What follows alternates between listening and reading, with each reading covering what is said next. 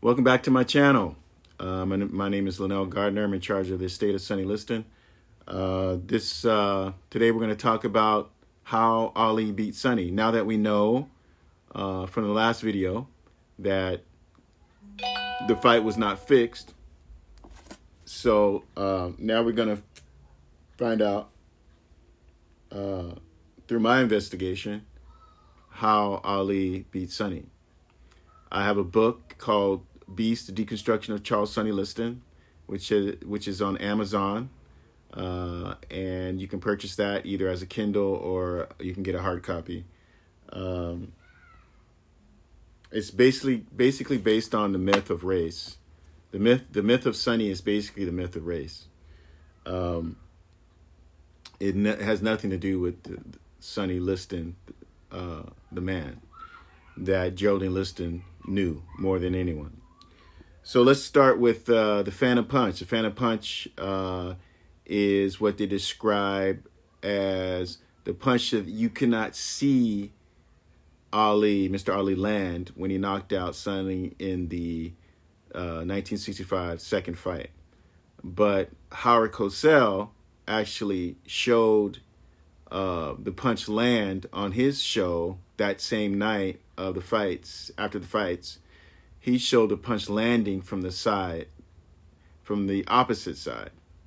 And his show was called Wide World of Sports. And he went through the fight round for round, and he showed the punch landing on the left side of Sonny's temple. So the reason why you've never seen the punch landing is because the Phantom Punch was sensationalized. And the fact that it was sensationalized made it newsworthy. So again, Ali called the fight, after the fights were over, he called the punch the anchor punch. But it was the press that called the punch that knocked out Sonny, the Phantom Punch. So they call it the Phantom Punch because when Ali threw the punch, you couldn't see it land because it was like a minor technicality. If the camera's on this side and you see the punch coming, Ali's throwing it from the opposite side, it disappeared. And then Sonny's head goes like that, right? But it's not that the other side, the other camera angle wasn't there. It's just that's the side that got sensationalized somehow. They started calling that the Phantom Punch. And that became what was newsworthy. Even though Howard Cosell that same night showed that same punch from the side, the other side, the left side, where you could see it landing. He showed that. But that wasn't newsworthy. Unbelievably, that wasn't newsworthy. To see the punch landing was no longer newsworthy. So all these years, they've only showed it. To this day, they still show this like, okay, here it comes. Oh, it disappeared. Oh, and Sonny's head turning. To this day, that's still the most sensationalized side of the punch. Even though they have the side, they have the angle that you can see it landing. Why do they keep showing that side when they can prove that it landed? It's on YouTube. You can find it. You can see it land. But people still want to sell you this Phantom Punch because it's become the status quo. You know, they don't want to. They want to be part of the in crowd. Like, oh, I'm showing you this Phantom Punch on my channel. Anyway, so let me start. Let's talk about the Phantom Punch from my book, Beast: The Deconstruction of Charles Sonny Liston. So what about the Phantom Punch? Well, Howard Cosell put together a special in 1965 based entirely on the second fight between Sonny Liston and Muhammad Ali, where the famous punch was shown from the opposite side. He showed the viewers the side of Sonny's head where you could see the punch landing. Not only could you see where the punch had landed, but you could also hear the sound that the punch had made. When I searched YouTube for Muhammad Ali versus Sonny Liston 1965, I was able to hear the punch for the first time. The sound that the punch made upon impact made a noise as though a bomb had gone off in the arena. Mr. Cosell also went through the round step by step with his guests Jack Dempsey, Rocky Marciano, Bill Hines, Ruby Goldstein, and Jimmy Cannon. Howard Cosell asked the former heavyweight champions if they thought that the right-hand punch that Mr. Ali threw that brought down Sonny in the first round had enough power behind it to bring down someone as strong as Sonny Liston, a man who had never been knocked down before. And did Mr. Ali have enough room to generate enough power to knock out Sonny? Jack Dempsey said, "I don't know how hard he was hit not being on the receiving end. You don't know how these punches go over." Rocky Marciano, who in my opinion did not understand Ali's style at all, mentioned the funny moves that he makes. Was he talking about the Ali shuffle or the rope-a-dope? Mr. Marciano also admitted that there wasn't a 10 count. Mr. Ali stated it very well when he said that Jack Johnson invented the anchor punch and took it to the grave. But before he died, he taught it to the great actor Stephen Fetchit. And then Stephen Fetchit taught it to me. Notice that Muhammad Ali considered Stephen Fetchit to be a great actor when most African Americans are embarrassed by even the mention of his name. After Sonny's second fight with Ali, he was asked by a sports commentator if Ali's overhand right surprised him. Sonny responded by saying, "Yes, it did. I should say knocked him down, because actually Jersey Joe Walcott never officially ruled it a TKO." Muhammad Ali described the punch in his post-fight interview by stating that it was like two cars slamming into one another. Not one car backing into another that was standing still, but both cars driving toward one another, going at the same rate of speed. So it was at this very moment when Muhammad Ali was explaining the anchor punch to the world that boxing, for the first time in history, was being articulated to the world as a science. This is what Muhammad Ali was trying to get across in layman terms to the general public.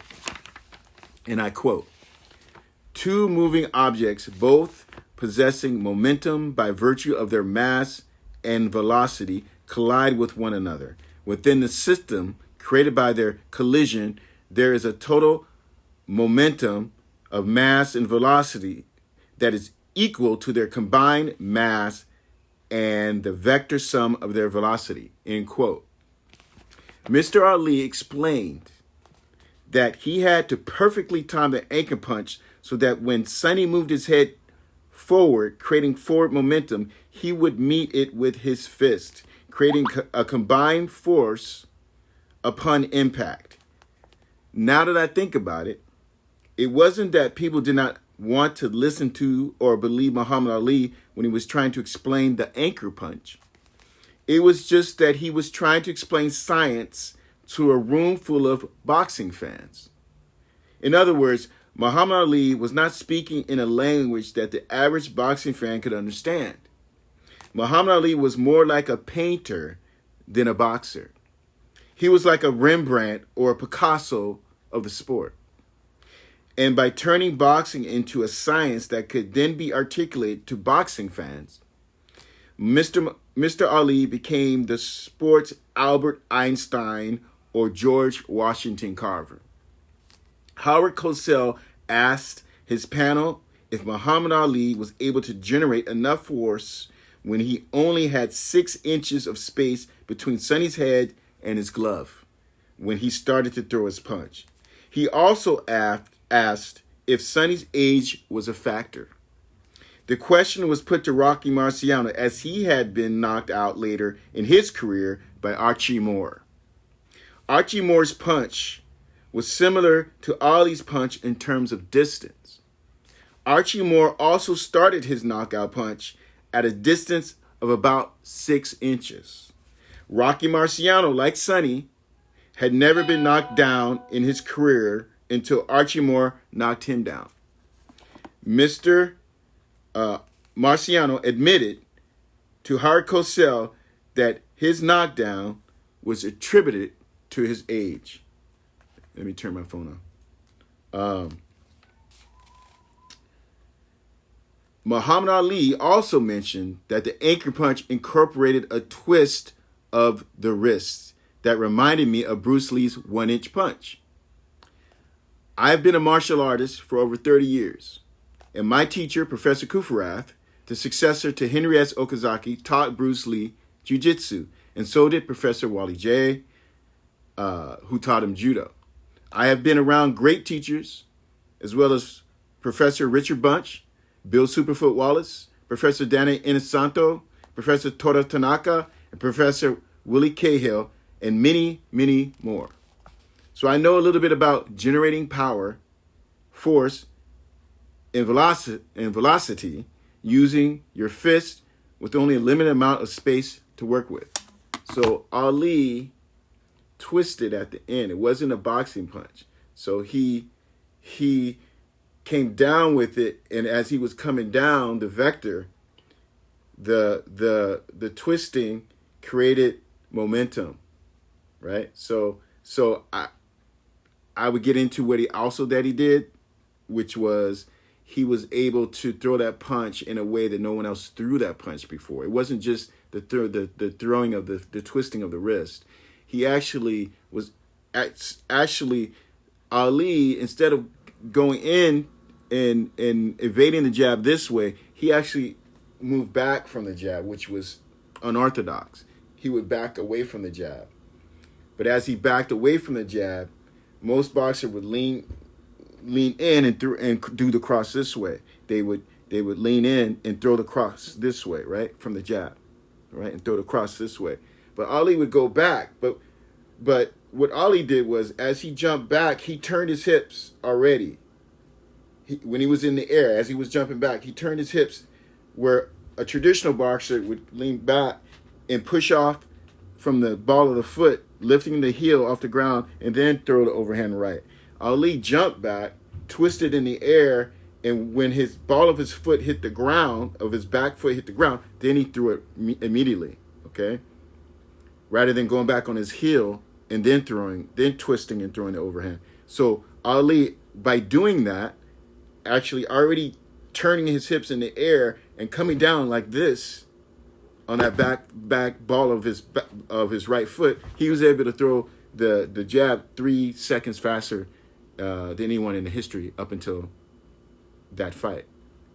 And so he trained to catch Sonny's jab. Sonny threw his jab. He didn't throw it back on the same line. When you throw a jab, you got to throw it back bring it back on the same line. Sonny used his jab as a knockout punch. So when he threw his jab, he would throw everything in it. And when he threw everything in it, it hyperextended and it dropped. So Sonny would throw the jab and it wouldn't bring it back on the same line like that back to guard. He would throw it and push it out, and then the muscle would hyperextend and pull his arm down below his chin. And because back in Sonny's prime, people were feared his jab so much as a knockout punch, they would fight Sonny. They would move away from his jab to fight Sonny. They wouldn't go this way towards his jab. They would move this way. So for 5 years, Sonny would not have to lift his jab to guard. He would keep it here. If you watch Sonny's fight, he would keep his jab, his lead hand down here, almost this low, because no one dared to go this way and have to face his power jab, right? His knockout punch, which is his jab. So he would actually hold it down here. So over years, it became unconscious to him. He said, why bring my guard up? Nobody's going to come this direction anyway. So he kept it low. So Ali trained to set Sonny up. So when he threw the jab and dropped it, Ali would come over with the son. So you come in with the jab, his head's coming in, he's coming in forward, right? He's throwing it, Sonny threw it like that, and then his whole body went into it like that, right? So he's leaning forward like that as he throws, and it drops, so he's leaning, let's slow it down. So he's throwing the jab, he's throwing it out, he extends, his head goes down, but he's still moving forward, but he drops because he's hyperextending the jab to make it into a power punch, and rather than bringing it back on the same line, he throws it out, and the muscle pulls his arm downward below his chin. And Ali set it up where he would throw that overhand right as Sonny would extend out and drop. Ali threw the overhand right at that moment where Sonny was going forward, extending out. Here he is extending out with his head, and Ali hit him here as he was like that. Boom. So he throws the jab. He leans out, drops it from the hyperextension, and then he's moving forward, and Ali hit him right here as he was coming in. Boom, like that. So Ali timed his he trained when he probably pre-fight training, he trained to meet his Sonny's jab and head at the same time he threw his overhand right. That's what surprised Sonny, because no one ever attempted to go after Sonny that way until Ali. So he didn't expect it. So anyway, back to the book. So velocity is a vector measurement of rate, of direction, of motion, or in other terms, the rate and direction of the change in the position of an object. Science. The sweet science. The sportscasters explained that the punch that Muhammad Ali threw that was able to knock out Sonny Liston at such a short distance was not a boxing punch in a traditional sense, but a martial arts punch. Now, you have to understand that Muhammad Ali was not only able to make boxing his muse by turning it into an art form, but he was also a student of boxing. He had taken the time to find out what the secret was to Jack Johnson's greatness. And that secret was the anchor punch. This was knowledge that he received from an unlikely source, a person that you would never think would have such a wealth of knowledge inside of him, let alone boxing knowledge. And that unlikely source was Stephen Fetchit. So the anchor punch that Mr. Ali threw at the head of Sonny Liston created enhanced velocity only by twisting his wrist before impact. So that turning creates momentum. As you turn it, creates forward momentum, right? Creates forward momentum, right? So this is the punch that took boxing into its stratosphere. The anchor punch, if you try it for yourself, creates upward velocity, okay?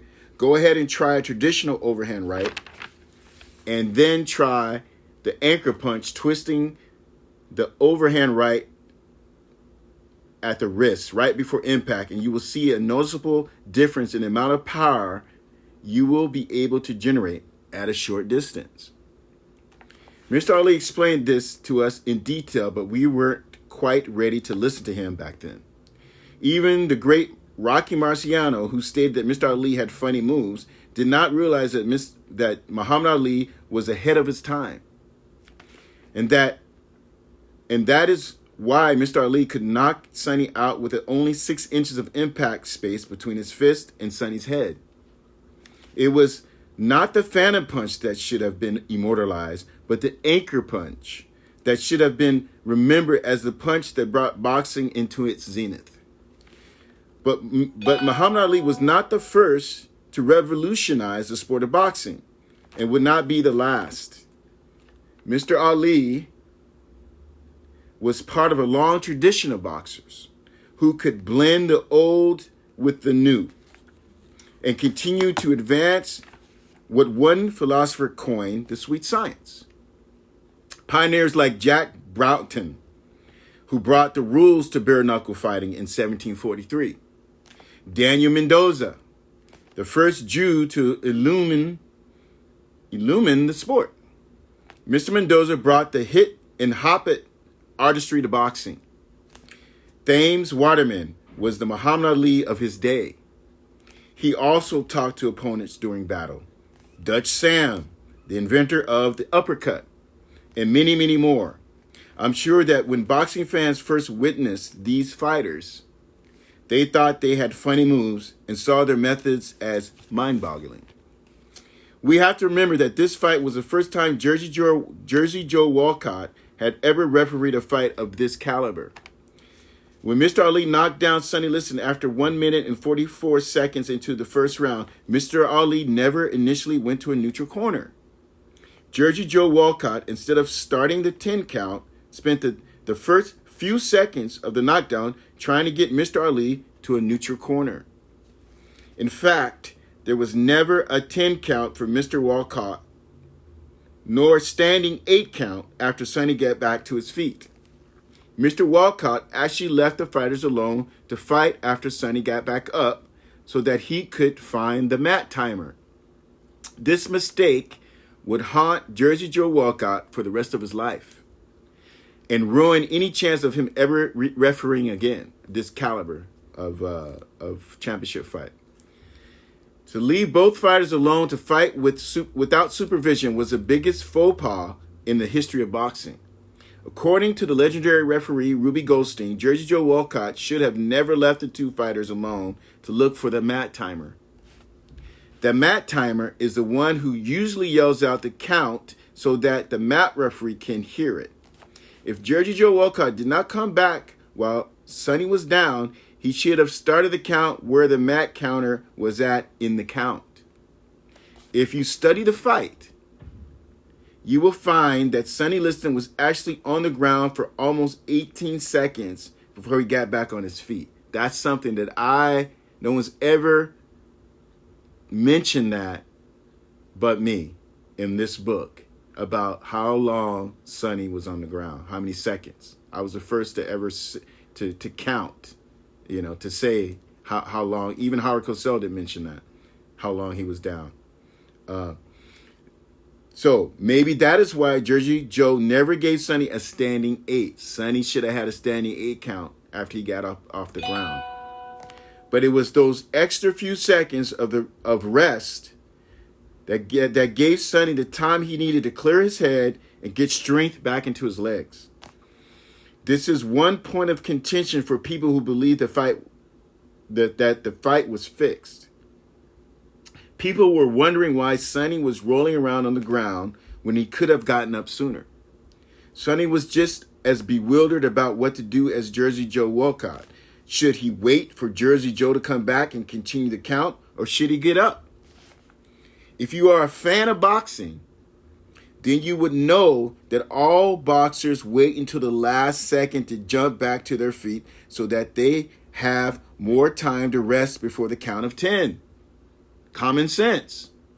For example, if I was a typical boxer and I had just been knocked out and I was trying to clear my head and the referee had not started his count yet or walked away from the count, why wouldn't I stay on the ground as long as I could in order to clear my head and get my legs back? That's just what fighters do. Or if I wanted to receive a standing 8 count, I would wait for the referee to come back to continue his count. It was also a matter of protocol, steeped in years of tradition, for Sonny to wait for the referee to return to begin his count. Sonny stated in the post-fight interview that he was trying to pick up the count from the mat timer. Even Sonny knew that if he was not hearing it from Jersey Joe Walcott, then he had to try and hear the mat timer yelling the count from outside the ring. Sonny also stated that if he would have picked up the count, then he would have continued. Most people felt that when Sonny got on his feet, he seemed to have all his faculties, and that made most people suspect a fix, because they thought that Sonny should have been more disheveled for a guy who had just been knocked out. To most fans, his ability to maintain his faculties right after the count proved that he had faked the knockdown. But because of all the ruckus that was happening in the ring before and after the knockdown, even though it's been more than 40 years since one of the most controversial sporting events in the history of the 20th century ended, no one has ever bothered to count how many seconds Sonny spent on the canvas after the initial knockdown but me. Not even Howard Cosell nor his panel of experts brought up this point of contention or argued that Sonny had been robbed of the chance of regaining the title because of the confusion surrounding the 10 count from Jersey Joe Walcott. Again, Sonny stated, if I would have known that 10 seconds was almost up, I would have gotten up. If Sonny was going to fake a knockdown, then why didn't he just stay right there and on the ground? Why did he get up? If he was trying to fake it, if this fix was on, he should have just stayed on the ground, right? Why get up and keep fighting? The fight was stopped because while Jersey Joe Walcott was trying to lasso in Muhammad Ali, the mat timer was keeping track of the 10 count. So when Sonny finally got back on his feet to continue fighting, he had already been counted out. Was it Sonny's fault that he didn't know whether or not he should have gotten up off the canvas? We have blamed Sonny Liston for this for decades, when in actuality we should have been defending him. Sonny should have been able to dispute Jersey Joe's mishandling of the 10 count and not have been counted out. I truly believe that we as a society overreacted and jumped to conclusions by blaming Sonny, Mr. Ali, and the Italians. Let us not forget that throughout the history of boxing, betting, gambling, and the fixing of fights have had more notorious conspirators than the Italians. This chaos and confusion in the ring and Jersey Joe Walcott's inexperience caused the fans and the public to go into a frenzy, creating a public outcry. This brought about an immediate discrediting of the power of the Boxing Commission to maintain the public trust, forcing the public to look at them as an illegitimate organization. And I quote, "One reason that bribery is regarded as a notorious evil is that it contributes to a culture of political corruption in which the public trust is eroded. Other issues related to the political corruption or betrayal of public trust are lobbying, special interest groups, and the public cartel. If the legitimate operation of boxing was no longer in control vis-a-vis the government, then there must be some type of illegitimate element that has taken over. Some great evil that was capable of corrupting this noble sport of kings. Our fears and our superstitions had gotten the best of us, soon our imagination had begun to run wild. We had overreacted and oversimplified the circumstances that had unfolded before us. Fingers had been pointed and the blame game was on. The only explanation that made sense to people was that these dark forces of change that had taken control of this match were looking more and more like the mob. As the old saying goes, if it looks like a duck, walks like a duck, and sounds like a duck, it must be a duck. It was easier to blame Sonny because he was considered illiterate and stupid, the noble savage who was easily manipulated, and an obvious pawn of the mafia. Also, Muhammad Ali was considered suspect because of his association with the Nation of Islam and Malcolm X, who other than the Italians would fit perfectly into this scenario. It was rumored that they had entrenched themselves into the world of boxing and they had been fixing fights for years. Why would this fight be any different? The stakes were high and there was a lot of money on the line. This fight had the mafia's signature written all over it, right? It was easier at this time in history to blame the Italians, Sonny and Ali, than to blame our own government. And I quote, "Cognitive dissonance biases prevent you from seeing the truth or modifying your position when new facts dictate. Confirmation bias creeps in when instead of seeing the facts, you see everything as proof of your position." In the 60s, we as a society were still very innocent and not quite ready to admit to ourselves that our government was no longer watching out for our own best interest. What we have to remember that we had just begun to escalate. The war in Vietnam, Watergate, had not yet happened. I will say that again. We have to remember that we had just begun to escalate the war in Vietnam. Watergate had not yet happened. Martin Luther King and Malcolm X had yet to be assassinated, and we were still in the process of desegregating the South. We were not ready at that time in history to distrust our government officials completely, nor did we have any reason to distrust them. Even with the Kennedy assassination, we accepted without question the Warren Commission's single bullet theory. We were more than sure that Big Brother had our back. We still believed that America held promise of a dream yet fulfilled. But at the same time, we did have the tendency to be very superstitious, and we could sometimes let our fears and superstitions, the belief or practice based on fear or ignorance, get the best of us, especially when it came to the issue of race relations in America. And if the Boxing Commission and a government body wasn't in control of things, then who was? Amidst the chaos of trying to reestablish control over the situation at hand, the Boxing Commission's authority was beginning to crumble like a cookie before our very eyes. And their ability to take matters into their own hands began to eat away at their credibility every second that passed them by. But boxing has always been filled with one controversy or another. If the Muhammad Ali and Sonny Liston fight was fixed, then it would not be the first time, nor would it be the last. And I quote, "Bear in mind, a prize fight is still illegal. If police get wind of one, they jump on the fighters beforehand and bind them over to keep the peace. Those caught fighting are treated as felons. Prize fighting reeks of ruffians, fixing contests for betting coups." Bernard Shaw has written, it isn't boxers who bring disrepute to boxing, but betting men. London's Covent Garden, 1831.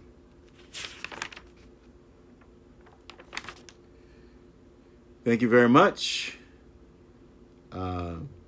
Please subscribe and hit the like button if you like what you heard. That was a lot of reading, huh? But reading is fundamental. So thank you. Take care. Talk to you soon.